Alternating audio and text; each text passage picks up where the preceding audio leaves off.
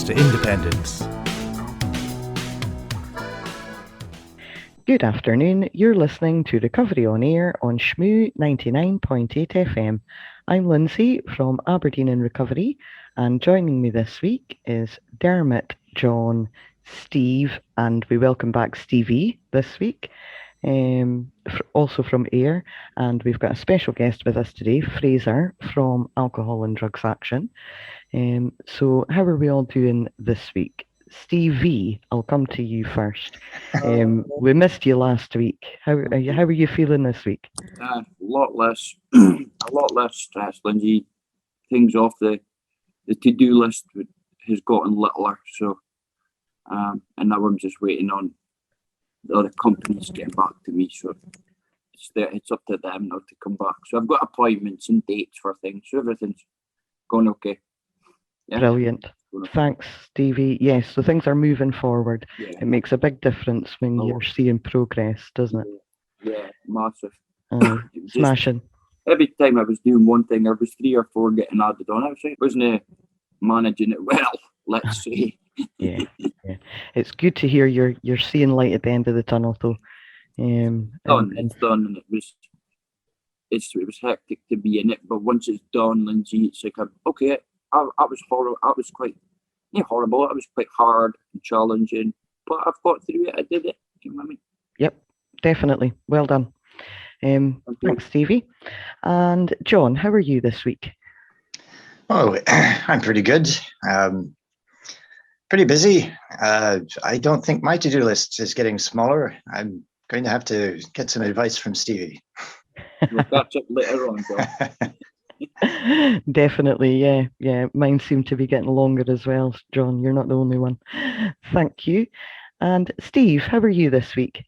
Yeah, I'm good. I'm good. I'm glad that things have opened up, especially with the gyms and that as well, just to keep active. It was nice last week with the weather, and today I'm good. Good being here. Super. Thanks, Steve. Nice to have you. And Dermot, how are you this week? Thanks, Lindsay. Yeah, I'm good. And on the subject of to-do lists, I've got a gremlin in my book. Keeps adding to my to-dos. I'm sure it is. I'll catch it yet, but I haven't succeeded. So my list just continues to grow, but that's okay. And I'm just grateful that I've got all the abilities to engage with it and manage a way through it. So yeah, all's good in the hood. Super, thanks, Dermot. Good in the hood, yes, I like it. Thanks, Dermot, yes. And last but not least, Fraser, welcome. Thank you for joining us today.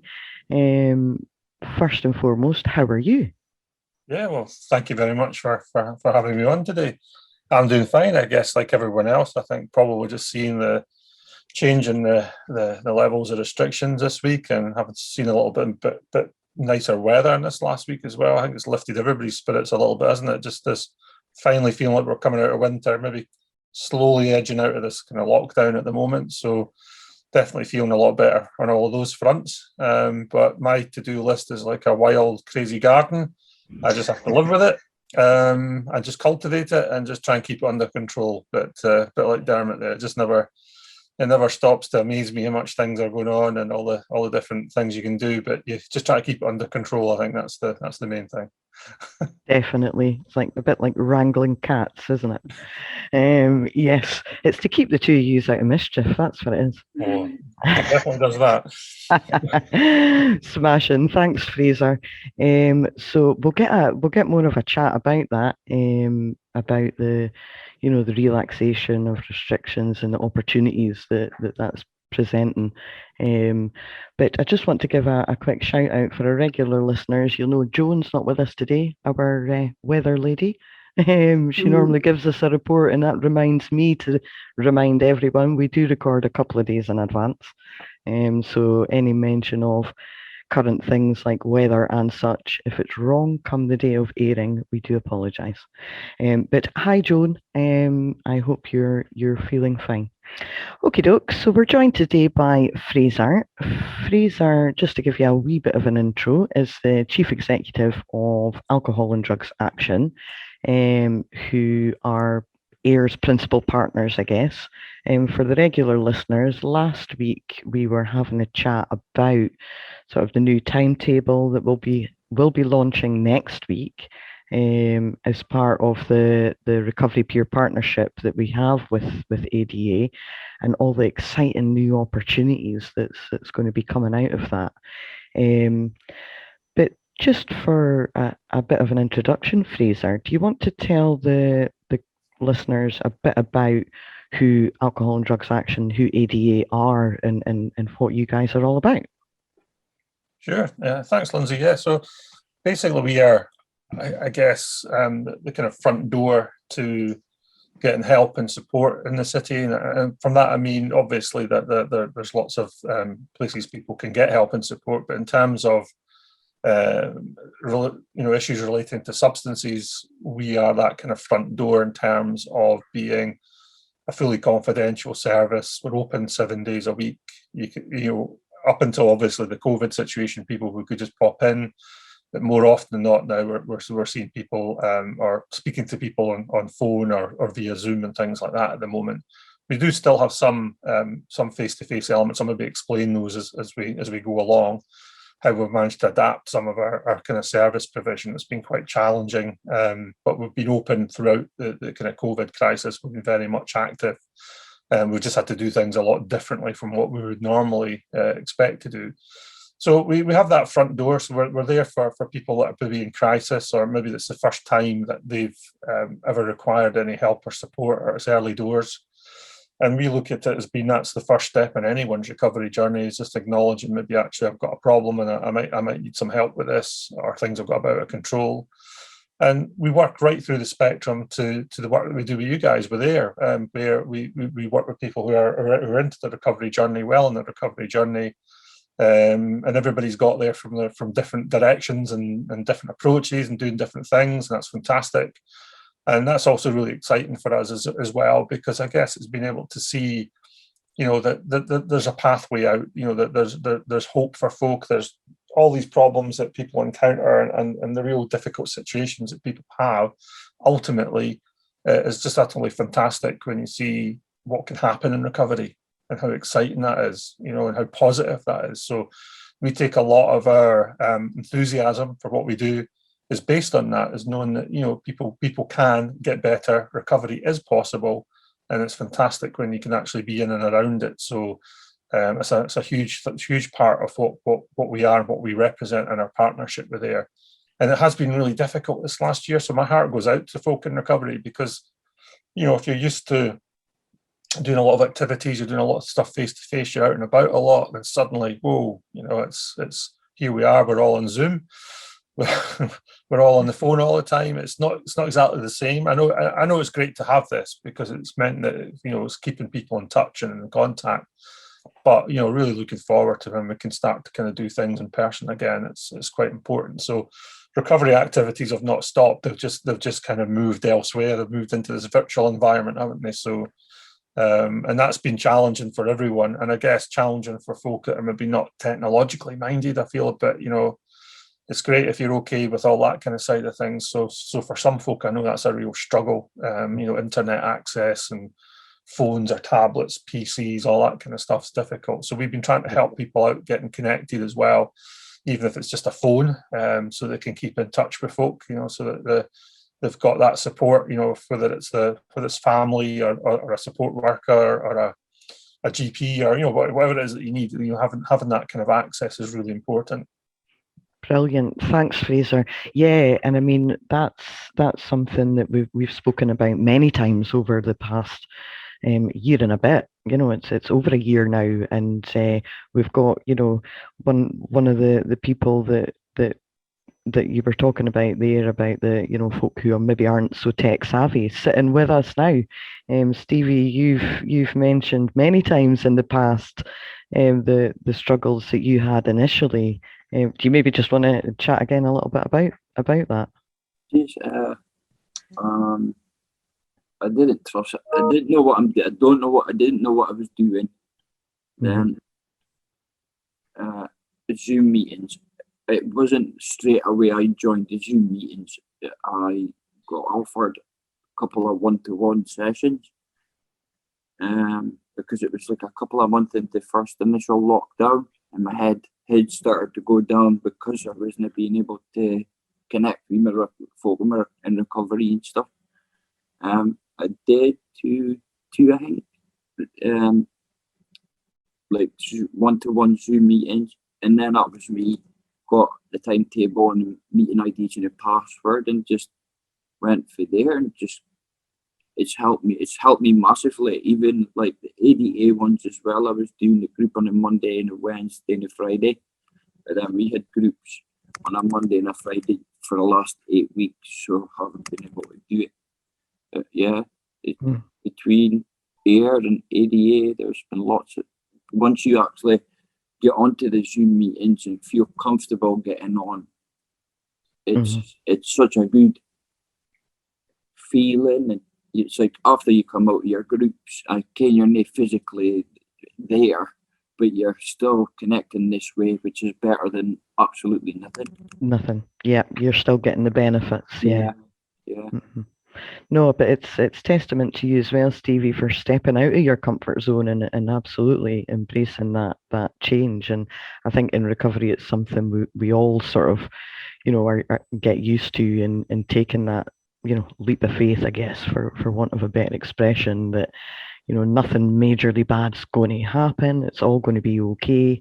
And then you're learning new skills as well, which is it's always good. If I hadn't learned what I'd had the 2 years before lockdown, I would definitely not be doing this. Yeah. Right now, I would still be sitting watching Jeremy Kyle or whatever. Do you know what I mean? That's just getting lost. Mind-numbing stuff. Very lost if you're watching him. Getting lost. Yeah. So the skills that I've learned over the 2 years has helped me to connect to this and like, okay, it's like you're saying, it's not daunting or scary as if you actually think things aren't going to get like I got a message, Zoom's getting hacked, NASA, blah blah blah, and I'm thinking, well, I'm not going to use it because it's getting, but they're not gonna hack little Stevie, they're gonna hack NASA, they're not gonna hack me. No, I remember that as well, Stevie, and I mean the confidence. You're doing a weekly radio show now, and you look forward to doing that. It's again that's testament of the progress you've made. Thank you. I think if it's any consolation, we've had to learn a lot of new stuff, and that's brilliant, Stevie, getting on, because I guess myself, I'd never heard of Zoom up until the start of lockdown, so I'd maybe use Skype and things like that, or so that's something to build it on. But you're absolutely right. When this all started, there was Zoom bombing, and I think Dermot was maybe in a national meeting that got by some prankster. But now I think the security's in place. If we know what we're doing with it, we know how to work it, and if we know how to work it, we can make sure that only the people that need to be there are there. And we keep the confidentiality, which is obviously important for folk in recovery to have a safe space to be in, and know that they're not going to get any of that kind of hassle. So it's been a big learning curve, and I think it's really a big challenge going forward. Now, I'm really encouraged to hear, you've been in that position, that I think there's other folk out there that are probably similar, that maybe want to access more, because there's so much going on in Zoom just now. You think, I really want to get a piece of that, but obviously connection is a massive issue. And I think, we'll be working with Dermot and Lindsay going forward to start looking at funding for how do we try and create a better platform to allow more people to get the devices they need, the internet connection, the data, the mobile data, or whatever it is that they need to be able to get connected in and be part of this. Because I think even when we hopefully go back to like some kind of face-to-face element, I think what I've picked up is a lot of the guys want their Zoom meetings as well. Now that sounds a wee bit like wanting your cake and eat it, but why not? I mean, it's like, if it's worked, it's worked, and a face-to-face works for some folk better than others, and the Zoom works for others, particularly in those winter months when folk don't want to be jumping on a bus or traveling about, and it's miserable. If you can just get on the Zoom meeting, you haven't got all that hassles as well, and you're not exposing yourself, are you? You're not going out into situations like, again, in any crowds and stuff. Like, you're not putting yourself at risk when you're on Zoom, but. I think having that blended approach is quite exciting, I think, going forward. But I do appreciate we need to help folk get on, and you know, and it's not for everybody. There will still be some people that just don't like it, and I think we need to be able to deal with that and make sure that, you know, that those folks still are engaged and can get activity some other way. Yep. Thanks, Fraser. Yeah, definitely. And I was just going to pick up on that. There will be a small group that, yeah, there's just absolutely not, you know, for many different reasons, not interested in getting online. But yeah, to have that hybrid, as we're calling it, approach where, you know, folk can do both. And feel part of the same group. It's not, this is the group of people that see each other face to face. This is a group of people that do things online. If we can cater for them all to all feel part of the community and part of the same thing, then that's making massive strides. And as you say, we're all learning. We're all learning this new stuff. And it's great. I'm loving it. I am absolutely loving it. And again, like you say, it's the thought of maybe going back and dredging through the slush and the sleet and the snow, and do I really have to? The answer is no. Just even thinking, Lindsay, folk out in the Shire and stuff like that, you know what I mean? They can actually join you. Exactly. They worry about getting country bus into town and stuff. Yeah, that's a really, really good point, Stevie. Yeah, it's not just, yeah, maybe the weather's been a bit adverse, or if you're maybe feeling a bit under the weather yourself and don't want to go out. It's for those folk in rural communities as well, that, you know, maybe the bus, you know, the public transport isn't the greatest, and doesn't coincide with times of groups and training and things. So having the option is definitely the way forward. You've got to think as well about the costs for people as well. All that, you know, the travelling, it can be quite expensive, and I think some people, in terms of mobility as well, it's not necessarily easy for them to get about. So we need to kind of factor in all of these different things into the equation, I think, really. Yep. Yeah, definitely. Okay, so we're chatting with Fraser from ADA today. I just want to pick up on what we were chatting about before the break there. We were obviously talking about the difficulty for folk, you know, engaging online, people in recovery, you know, that are used to their sort of face-to-face groups, and how we've all adapted to getting things online. Obviously, there's a big concern about people who maybe hadn't engaged prior to the COVID crisis and this pandemic, and is there, you know, there's obviously big concerns about that population of people that maybe haven't came forward with, you know, with any issues. How concerned are you about that, and particularly the effects that COVID may have on that group of people? Yeah, I think it's a bit double-edged, because I guess before COVID, we certainly don't reach everybody. Not you know, we are aware that there's people out there and they're having problems. They've got some trouble in their lives, and not everyone's obviously in contact with us, with ourselves or other support services. So we always come across people. There's always situations where you think this person's getting no support from anyone anywhere, and that's worrying. And equally, when we went into lockdown, I guess the number of people we would expect to see dropped off.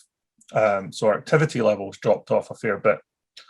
Now that's obviously expected, because people are not out and about. They're maybe not going to come in past Haddon Street when they would normally have done, or pop in for appointments or whatever. And what we did pick up around about that time was some people found that initially the lockdown was helping them, because it was keeping them away from, you know, certain behaviours or certain situations. So in some ways, it was allowing them to kind of maybe regain a wee bit of control in some regards. But I think as it's gone on, obviously the biggest concern is people's mental well-being and how you're coping, whether you're in crisis or whether you're in recovery, whichever part of the spectrum you're in. It's hard going. It's hard going for everyone. Everybody's struggling with aspects of this lockdown. But I think the biggest concern, is usually around alcohol, because that's the one thing that's we've picked up quite a lot, particularly in the last few months. Maybe people drinking more, and obviously ease of access to alcohol has always been an issue. Yeah. Okay, the pubs are closed, but yeah, we all know it's easily, readily available. It's cheap, etc. And there's no moderation there in terms of home drinking. Whether you're someone who really struggles with alcohol, or whether you're just someone who likes a drink, it can be dead easy just to really kind of go too far, and people may drink more than they would normally do, partly due to boredom and activity, stuff like that. So we're just kind of concerned what that looks like as we start to kind of emerge in this kind of summer months for people that may already be struggling with that as an issue. Alcohol is an issue for them, or indeed people who may start to become one. And I guess as well, we know that the drug side of things has not gone away. The number of drug deaths nationally, and Aberdeen was no different. We've noticed that again since the turn of the year. The number of drug-related deaths, sadly, has been really, really high again. Mm-hmm. It's really frustrating because everybody's out there trying to get naloxone out there, trying to reach people, trying to kind of do the preventative work, trying to get folk in touch with services. So it's really, really hard going. We know there's still a number of people who are dying who have not been in touch with services. So we just need to get that message out there that, ADA and other services are available. We are open.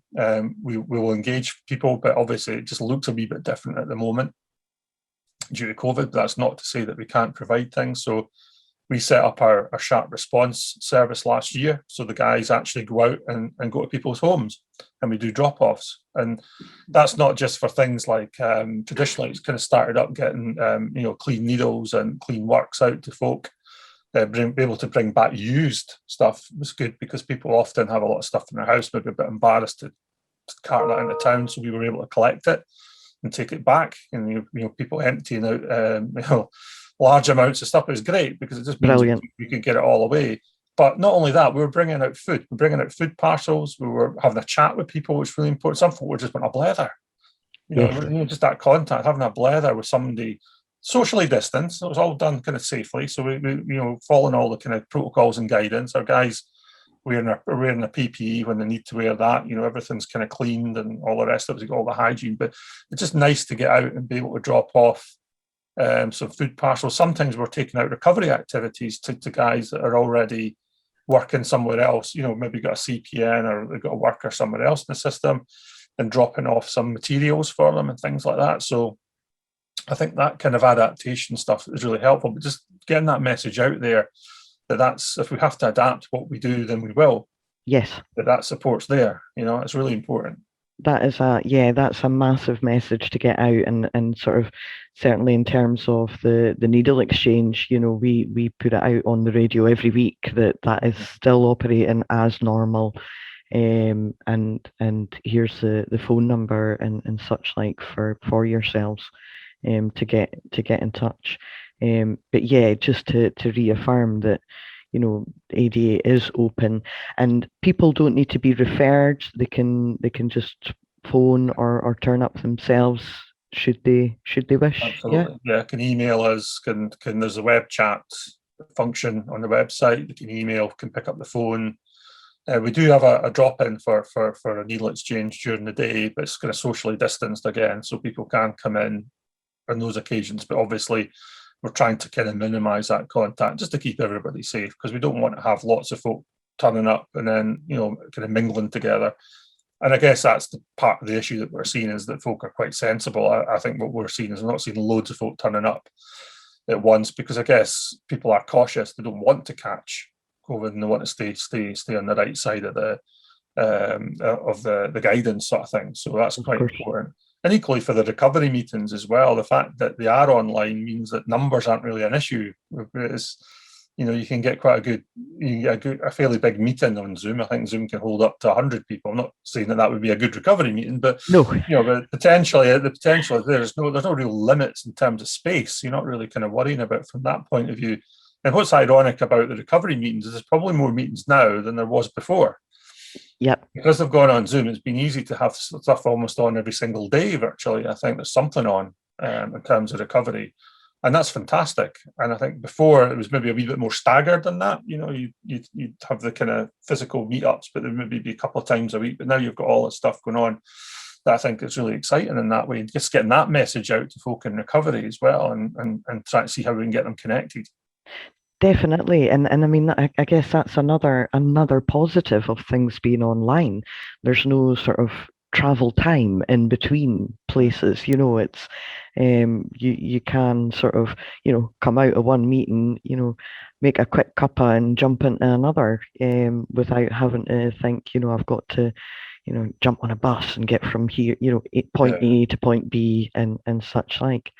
Mhm. Dermot, were you wanting to pop in here? Yeah, thanks, Linz. It was just to pick up on the topic that Fraser spoke about. We are aware, or the statistics in sales, alcohol sales through supermarkets, off license, etc. It has greatly increased over COVID, and what we'd like to make to advise listeners, if we find ourselves at home, we've maybe been furloughed, so might have a couple of cans of beer of an evening. The nicer weather is coming on, and Fraser touched on it. Our consumption levels. We can start a little bit earlier, maybe in the afternoon. There's nothing happening, so a couple of glasses of wine in the afternoon is not going to be an issue, and that isn't an issue. It's for the individual to make these decisions. But what we would like to make it really clear to guys is, if you are having concerns, if you are having thoughts, give AiR or give AD a call. That's what we're here for. We know that it's an informal point of contact where people can, if you're having concerns, you can discuss these things without having to break in on anonymity, etc., etc. So, that shared conversation with another can ease the pressure that you're living with, and maybe avert or the anxiety is going to be massive. That we know there's lots of individuals living with high levels of stress, worry about the future, worry about job security, worry about what's going to be happening in the next years. There's so high levels of stress, and if our consumption levels have increased, and we're concerned about it, reach out, have that conversation. It doesn't need to be formal. It doesn't need to be long drawn. It's just an opportunity to pick up a phone and reach out. And AiR is very, very ready and willing and able to do that, as our staff at ADA. And I think it's an important point, Dermot, because not everyone, there's a kind of spectrum there in terms of alcohol in particular, that not everyone will develop a problem that they can't deal with. I mean, it's just trying to get in there at a point when actually, if it is starting to become a little bit more, prevalent, as you're saying, starting maybe a wee bit earlier, drinking that a wee bit longer, the volume of alcohol, the amount of circumstances that people are maybe drinking in. It doesn't necessarily mean to say that person is dependent on alcohol, but sometimes just that reassessment of how much am I drinking, what does that actually mean? People don't often understand that, because there's very little guidance comes out on the back of a bottle or whatever. As you well know, it's even trying to get up-to-date guidance on products now is actually really quite difficult. So sometimes people are confused, or they don't understand it, and maybe think, actually, maybe I'm drinking a bit, but what can I do about that? And I think sometimes just that light touch is available. And as you say, it's anonymous, it's confidential. And if someone feels, well, actually, it's a wee bit more than that, or getting a wee bit more than that for me, we can still get in there early to start planning and start to address what is actually going on. Because you're right, it's not always just about the alcohol itself. It's about stress, boredom, Definitely. Difficult situations, being furloughed, not having employment, or fear of losing employment. There's lots of different things going on. Relationship issues, and we've heard, I think, quite a lot now over the last year that people have been forced to kind of live together in a more tighter situation. Yes. That creates stress as well. It's because we're not used to it. It's something that's a bit challenging, a bit different, and we need to find strategies to kind of deal with that. So everybody needs to find those kind of strategies, and that's what recovery. What I love about recovery is that the guys in recovery found those strategies. Yes. Found what works, and the practice it day in, day out. And I think it's getting that message out that healthy way of living is really, really important, and it's achievable for everyone. It can be done. Absolutely, and I'm glad that you guys both mentioned that it doesn't have to. People don't have to wait until it is a problem before they get in touch. Stevie, I think you were wanting to jump in there. Yeah, just like Dermot Fraser was saying about like people that have maybe worked all their lives, and this year they now know what mental health issues are, because like Fraser said, they've been forced to live together in each little space, or like I said, drinking earlier in the afternoon, maybe taking drugs earlier in the day or whatever, and it really affects your mental health. So, like the guys have said, get in contact just before it becomes any bigger. Please get in contact with AiR and ADA. Yeah, great advice. Thanks, Stevie.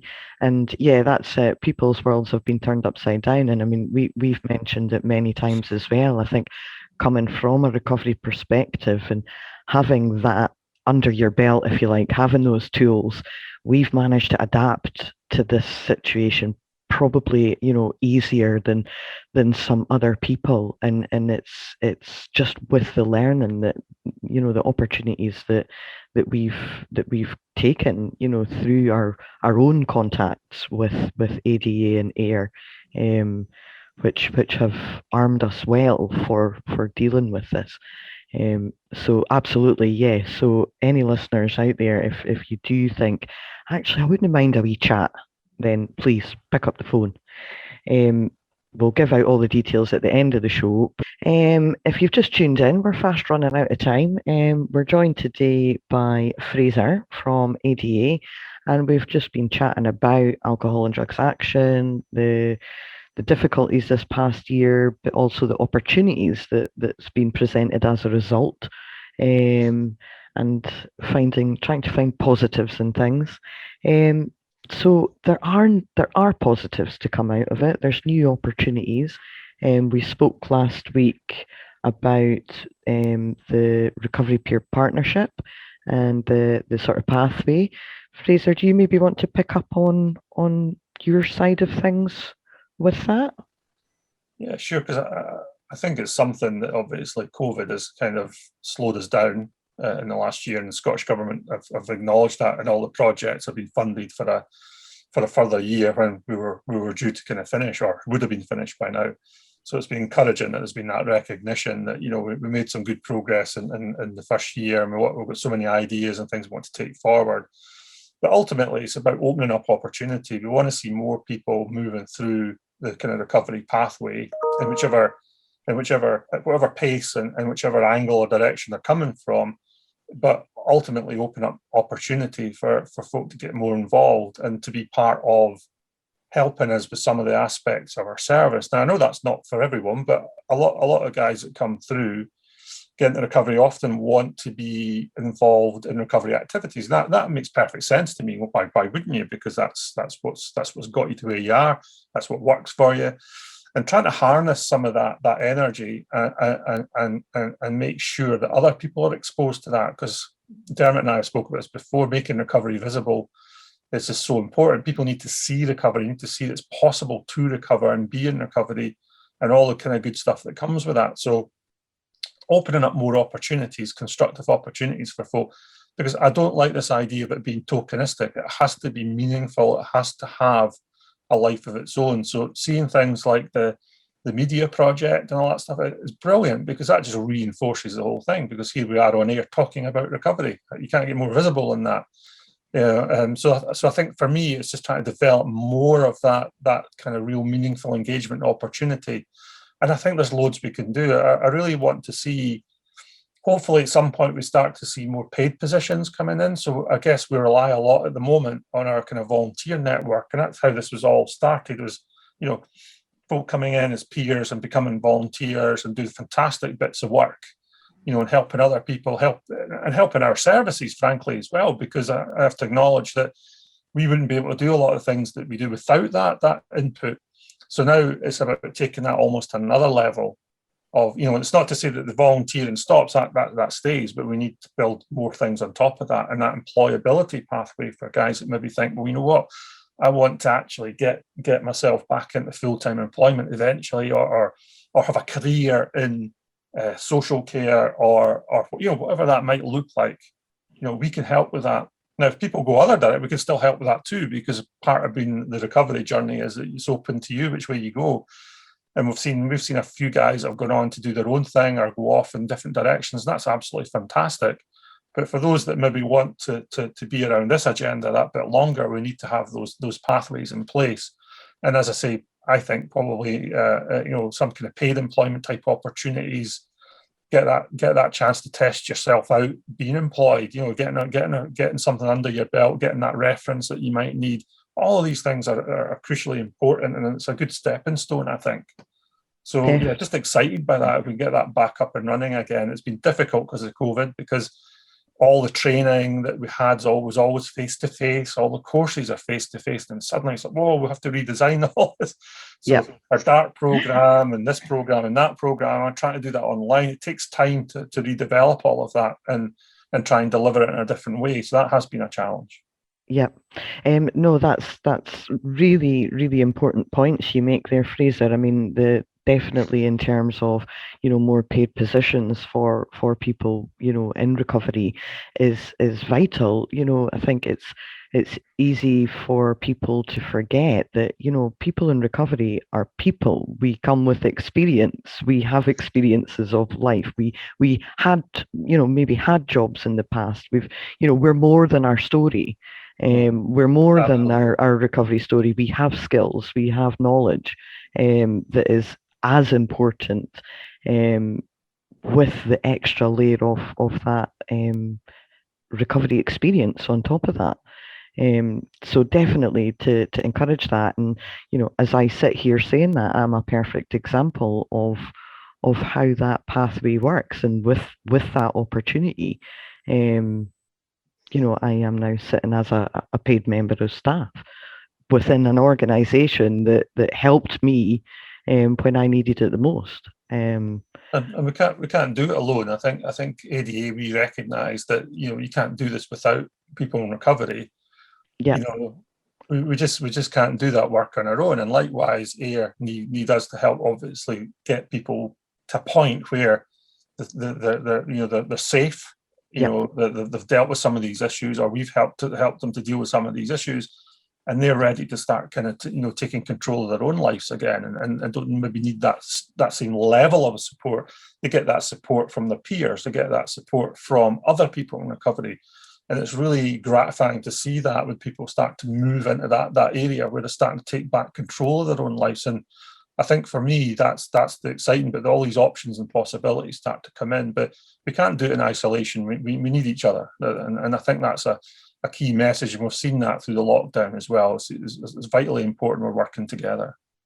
Definitely, and I think that's a beautiful note to end on, because we have fast run out of time, and as promised, all the information coming up. So if you've heard anything today that you want to find out more about, if you want to pick up the phone and have that chat, you can contact Alcohol and Drugs Action on, it's a free phone number, 0333 344 8355.